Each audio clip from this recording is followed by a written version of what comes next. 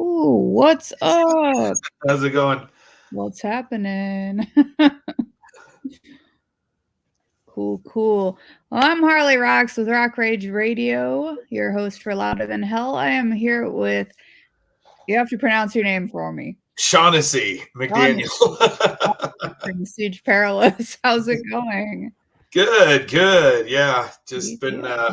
been working this weekend on our next single. So Right on, right on. I'm going through for like about 420 photos from the Rockzilla tour show last night. So just taking a little bit of a break to yeah, talk to you and awesome. yeah. So what made you guys want to start a band together? So a couple of years ago, it was, I don't know, 2021. Yeah, that's math. Um, I went to go see with one of my friends. I went to go see Unleash the Archers. They were playing with Ether Cool. Realm and Seven Kingdoms at the Marquee, which is the super fun venue in Denver that also has great pizza. Anyway, uh, but like I don't know. At the end of the show, I was like, I was thinking about like new musical adventures to take so that I could just get out and play more. And I was like, well, I've always loved metal to a crazy extent, but because of we'll just say a not so great experience I'd had in my early 20s, Mm-hmm. I hadn't like gone back to it, and I was like, no, it's time to like take the bull by the horns. And then I started playing with a bunch of people that I go and LARP with, who Nice. also love geeky fantasy metal. There you And go. then it just kind of snowballed from there. We started just playing like some covers, and then we started having some different like ideas for songs and things, and then like now we're trying to catch up on all the stuff we've written, which is pretty cool. Nice, nice, nice. So, and y'all have been together for about how many years now? um just like a year and a half ish. Oh, wow. Cool. so Still like so kind of brand new. yeah, we just put out our first EP about 5 months ago. Was it no, it was October. So yeah, about 5 months ago. um our Betrayal of the Dracula EP, and now we're getting kind of um getting going with more like live shows on the schedule. And then we've got a bunch of recordings that we're working on and lining up. Badass. That's awesome. So, as far as like y'all's sound, who are some of y'all's influences? So um definitely Dio and Iron Maiden are pretty, like, if you can't hear the influence of that on our sound, like, I Right. don't know. Sometimes bands like to shy away from it, like, I'm not influenced by anybody. I'm like, no, we took a lot of ideas from Iron Maiden, Black Sabbath, Dio, Yeah. and then just like I feel like it's it's kind of a middle ground in between like classic heavy metal, Judas, like additional names, Judas Priest, Sure. Saxon, Mhm. all those things kind of mixed in there with a little bit of like power metal flavors, Oh, but cool. maybe not as like full on power metal as like Dragon Force or Glory Hammer or something Oh, like that. wow. Cool. That's awesome. And you said y'all are from Denver. What's the music scene like there in your hometown? It's pretty cool. I was in the Celtic music scene for a while, with my other band, the Stubby Shillelaghs, Mhm. and um, the metal scene though was always like we were always the other members of that band were in a few other metal projects, and so Yeah. I'd always kind of circled around the scene, but like never like really like jumped into it as hard. But like it's got it's got like a small number of, I think, really great bands, Yeah. that, I mean, some of them are starting to get credit. So like Celestial Wizard, who we're Mhm. opening up for on April 1st, they got signed with Scarlet Records, and their new album Winds of the Cosmos is awesome. Oh, wow. um, Cool. and then Oak Ash and Thorn, they're like kind of melodic death metal. band that I've known for years. They're really super great too. There's another band, Skoldvog, which is kind of is more in the like folk metal genre, but they're about the same age as us, so like they're also just kind of really starting to hit the turf. Yeah. And then Star Wraith, the guitarist from Star Wraith, also like mixes our music and stuff, and their stuff is really interesting. They do a cover of "Blinded by the Light" by The Weeknd. Oh That my is incredible. It's like God. deathy, and That's super cool. fun. I really like it. That's awesome. So, like, the fans in Denver, are they, like, really supportive of coming out to see you guys and Yeah, it's a small but like super dedicated fan base. Like yeah. especially like since I started this project, and like a little bit before was the thing that made me want to start this project. I started Cool. really getting back into like the live metal scene and going to the smaller metal shows, which I was bad and hadn't done as much of over the last few years. But at least there was COVID as an excuse for a little bit of that. Yeah. Um, and you see a lot of the same people there, which I think is really good. Like it's a really supportive environment, and it's a good community that I think like with the work that everybody's doing, that all the different bands are doing, like is starting to kind of like regrow and re flourish. Yeah. That's awesome. I'm actually gonna be out in Denver in October, I believe, so Nice.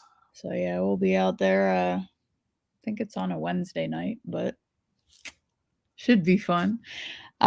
So you guys have plans for another EP? Or are you gonna do the full album thing or single by single? We are so right now we're doing single by single. For a band that's small and growing, that seems like the best course of action. Just Definitely. because each time you release a song, it's a chance to really like get it out there and like do a big kind of marketing publicity push each time you put one out, which is also nice because one of the things that happens, like I said in my other band, we've released several albums at this point, so I've definitely Yeah. like done the full album thing. Cool. But the problem is there are always songs that get buried and forgotten, and it's kind of a bummer because a lot of times those are like your favorite song, Yeah. but Yeah. like the one that takes off is the one that you're like, oh, this is pretty good, but like not the Mhm. one that you really thought was like the masterpiece of the album. And Right, at right. least when you do it with singles, like each time you do it, you get to be like, all right, this song. And Yeah. I think that that's kind of neat. There's still definitely something about albums, and we're looking into it. Um, but right now, like especially just like trying to get more writing under us, and then also like getting that opportunity each time you write a new song, Yeah, to get something out there, especially as you're like building up, just like content for people to to listen to, like so that for they can sure. go to our Spotify and have a little bit of time there Yeah. where they run out of stuff. That's awesome. So you said that y'all are trying to, put more live shows on the calendar. Are y'all gonna go like out of state on tour at all, or just some local stuff? Or Um, right now, everything that we've got scheduled is local, but we're starting to look at what our summer is going to look like. But because we're new, like the size of venues that that we go and play is like the sure. pretty small ones, um, Yeah, and so a lot of them aren't quite booking out their summer season yet. right. So we're hoping to like at least try to hit up like maybe Wyoming and maybe Utah. Sure. Um, if we can, obviously if we can get enough interest, we'd love to head wherever. Yeah. Right now we're spending a lot of time focusing on making sure that like we're just getting more music written, more covers ready, so that like when the opportunity does arise to go hit the road, that we've got like a full quality, really kick-ass show. Oh yeah, definitely. So it's always something I feel like, especially with the show I went to last night. Gosh, I was like off the walls, like just the energy level was amazing, and I feel like a lot of bands like to have, that energetic show. So, which speaking of live shows, what's your favorite song to play live? Favorite song to play live. I like I like our song War Song for a couple reasons. Like one, like I play acoustic guitar on it and I don't play guitar very much. Oh, okay. And so that's kind of fun. I also like it because like it's and I forgot this in the influences part, like it is very heavily inspired by Manowar, which is one of my favorite bands. Like it's ridiculous, but also just gets your blood pumping and like is awesome. Yeah. And so I really like that one. I also like the one cover that we have in our set right now is Wrathchild, and that one's super fun because like it's Iron Maiden, but it has a very different energy than a lot of Iron Maiden songs, than the later stuff, than the Dickinson stuff. Sure. And so that's pretty fun. Like, and I think people are pretty surprised because of how much everybody knows that we all love Bruce Dickinson. Yeah. That the Iron Maiden cover that we do is actually from the Di'Anno era. But it's super fun, and it's also funny because it's kind of the opposite of the character of Sir Galahad in our in our self-titled song Siege Perilous, which is like a person like born of deception, and then Galahad becomes a really good person, and then in Wrathchild, they become the Wrathchild. So right. That's awesome. So do y'all have merch yet? They all have it. We do. We've got a big cartel page up. Nice. And we've got our Betrayal of the Dracolich t-shirts. We've got like buttons, picks. We've got a few things. We're gonna hopefully when we get a little bit more booked, hopefully this summer, we'll get some more stuff out there. But right now, we've got like the t-shirts, just a few simple things. Cool. So like for anybody watching or who listens on Rock Rage, there's a website you said that they can go grab some stuff? Yeah, so if you go to like our Facebook page, we've got a link to our big cartel. If you go to the link tree on our Instagram, it's all there, I think. Which, speaking of social media, so you said you have Facebook and Instagram. Do you guys have a TikTok yet? We do have a TikTok. Awesome. I have this like doing this band was my introduction to the TikTok. Yeah. Awesome. And it makes me feel like an old man, and I'm okay with that, I suppose. But we do have one, and we put stuff on it, and I even try to make it look like the other stuff on the TikTok. And so what is y'all's handle? Is it Siege Perilous like pretty much everywhere? I've got to check because I wasn't quite able to do what I wanted to do with that. Sure. It's always the burden. Yeah, I feel that because like, me and my boyfriend just started a new emo band and it's called Lovesick, but like apparently that handle spelt that way was already taken, so I had to like add the HTX after it. So I'm like, yeah, ton of that. Oh my goodness. This is the time when my phone is deciding, of course, to be slower than it's ever been before. Yeah. So our TikTok is at Siege Metal. Okay. Our Instagram, I should have written this down on a note card before. I know better than this, but I didn't. I didn't do it. No, not now. I don't want an extra thing. Our Instagram is Siege Perilous Metal. Awesome. And then that's also where you'll find our Facebook. So yeah, we've got our link tree on there as well. We're hoping to get like our full website set up in the next few months. That's which will make awesome. things a little easier. Sweet. And y'all have do y'all have any music videos out yet, or? Yeah, so if you go to YouTube and you look for Quest or Die, that was our first music video. It turned out, I think, super great. It's really just like fun, cheesy D&D fantasy, like Yeah. the solo section. You know, there's magic flying out of our guitar players' Oh, fingers, and I won't spoil the rest. You'll yeah. have to watch.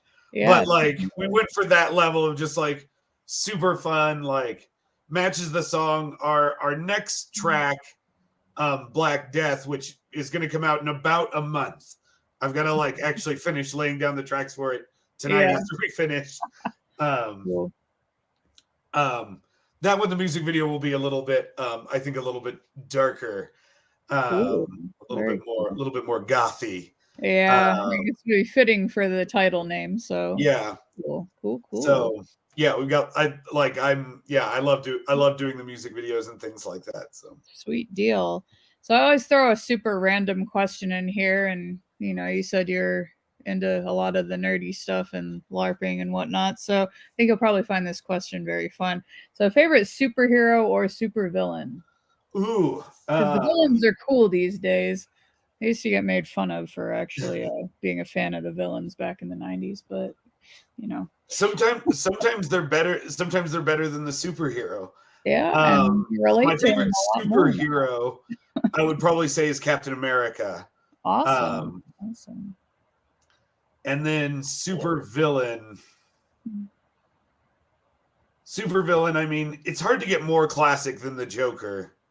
Like, he's kind of the gold standard against which all other comic book villains, and I mean, maybe not, he wasn't the first, but he was one of the earliest. Yes, he definitely was. Yeah, I'd have to say like mine's probably a mixture of like Deadpool and Harley Quinn. Anti-heroes. Like, kind of what's more metal than that, but Yeah, for sure. Cool. Well, thank you so much for joining me. Everybody who is watching, make sure you go check out Siege Perilous. Their music is out on all major streaming platforms. Go follow them: Facebook, Instagram, TikTok, YouTube, you name it, they're on there, and you can catch one of their songs on my show tomorrow night, Louder Than Hell with Harley Roxx, on rockrageradio.com.